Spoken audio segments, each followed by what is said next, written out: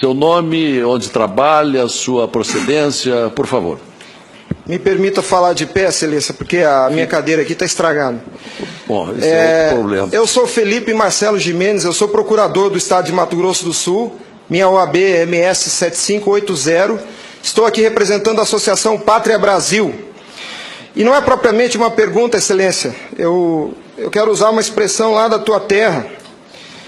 Nós somos advogados, o senhor é advogado, eu sou advogado, e quando esses cientistas falam da tecnologia da informação, nós ficamos mais perdidos que Cusco em procissão. Essa é uma frase muito dita lá. Pois é. Acontece que o nosso povo vem sendo enganado por essa máquina, essa arapuca, porque sempre que olhamos para o problema, tentamos enxergá-lo através da tecnologia. E, na verdade, Excelência, nós temos que olhar para essa máquina com a luz da lei. Antes da ferramenta, deve prevalecer a ordem jurídica. A ferramenta deve servir a ordem jurídica e não o inverso, Excelência. Nós estamos vivendo uma inversão, onde a ordem jurídica é posta de joelhos diante da ferramenta. Por falar em colocar de joelhos, a conduta do ministro Gilmar Mendes em protelar por 2 anos o cumprimento dessa lei deu motivo ao impeachment, ao pedido de impeachment. E eu vou mais além. Me parece que, na verdade, a conduta dele configura o crime de prevaricação, porque se omitir na obrigação do ofício é prevaricação.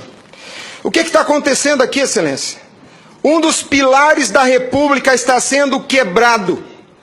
Nossa democracia e a cidadania desse povo está sendo violada, desrespeitada.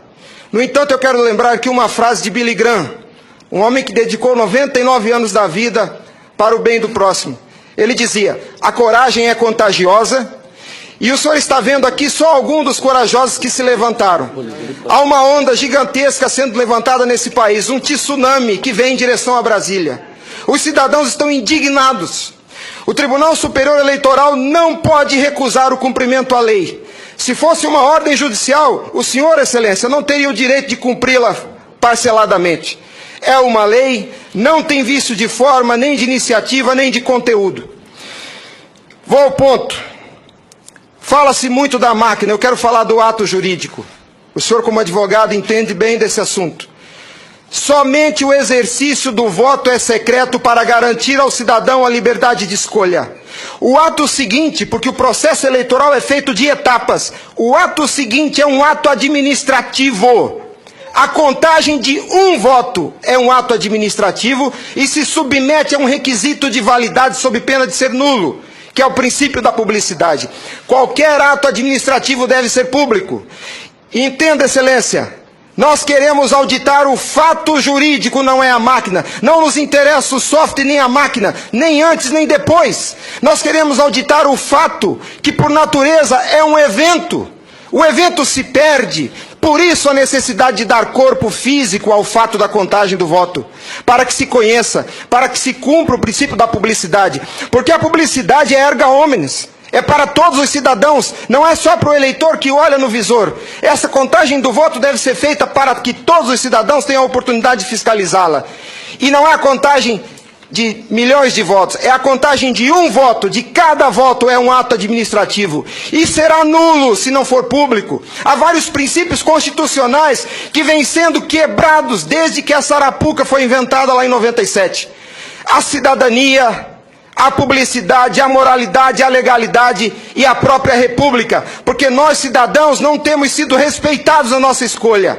Nossa escolha só será respeitada se ela for retratada no corpo físico da impressão para cumprir o princípio da publicidade. O exercício do voto é secreto, mas a contagem deve ser pública. E qual que é a artimanha da urna? Ela estende o segredo do exercício até a última etapa. E o sagrado BU, eu vou usar uma expressão de alguém, eu não lembro quem é o proprietário dessa frase. A seita do santo byte tem no altar o BU. O BU não prova nada, Excelência. Quando o BU é imprimido, já houve a contagem dos votos em segredo. A fraude já aconteceu, porque cada voto contado deve ser público. O BU informa ao senhor, Excelência, o total. Nem no condomínio onde eu moro não aceitaria uma eleição assim. Imagine, excelência, se eu fosse candidato a síndico, colhesse a urna e fosse contar dentro do meu apartamento e voltasse e comunicasse aos condôminos. Aqui está o resultado, eu fui eleito. O BU é a prova da fraude, excelência. O BU é a prova da fraude. Doutora Simone, apesar de muito jovem, foi minha professora na faculdade. Ela é talvez a cabeça mais qualificada nesse Senado para rezar esse discurso, para dizer o que é um ato administrativo. Gostaria que ela estivesse aqui. O que acontece? Nós estamos sofrendo uma violação dos princípios republicanos, dos princípios constitucionais e principalmente, excelência, da cidadania. Porque nossa cidadania só existe na medida em que nosso voto seja respeitado. Porque ele é o instrumento do exercício da cidadania, porque através deles elegemos os nossos escolhidos. E a nossa eleição, a nossa escolha tem sido apurada em segredo, e o fato se perde. Por isso que os adeptos da seita do Santo Baite dizem que nunca há fraude. Porque quando se procurar o fato dentro da máquina, ele já não está mais lá, ele está no BU. E o BU só tem o total da contagem dos votos, excelência. Nós precisamos olhar para esse problema sobre a ótica da lei. Sobre a ótica da lei. Nós não podemos continuar aceitando esse engodo. E a lei que os senhores votaram com uma representação maciça da outorga popular. Só os senhores têm legitimidade para representar o povo brasileiro. Só os senhores. Os ministros da Justiça não têm essa legitimidade. Eles estão usurpando dos senhores as suas competências. Eles estão colocando esse Congresso Nacional de joelhos, porque estão se recusando a cumprir a lei. Eles estão, excelência, eles estão cometendo abuso de autoridade. Abuso. Porque essa lei que os senhores votaram com 71% do Congresso Nacional, a derrubada do veto teve um peso de outorga popular maior do que as emendas à Constituição. 71% do Congresso Nacional disse, em nome do povo, será impresso o voto. E a lei, excelência, não tem discricionariedade. A lei não permite fracionamento. Fracionar o cumprimento da lei é um abuso, é uma violação, é uma teratologia.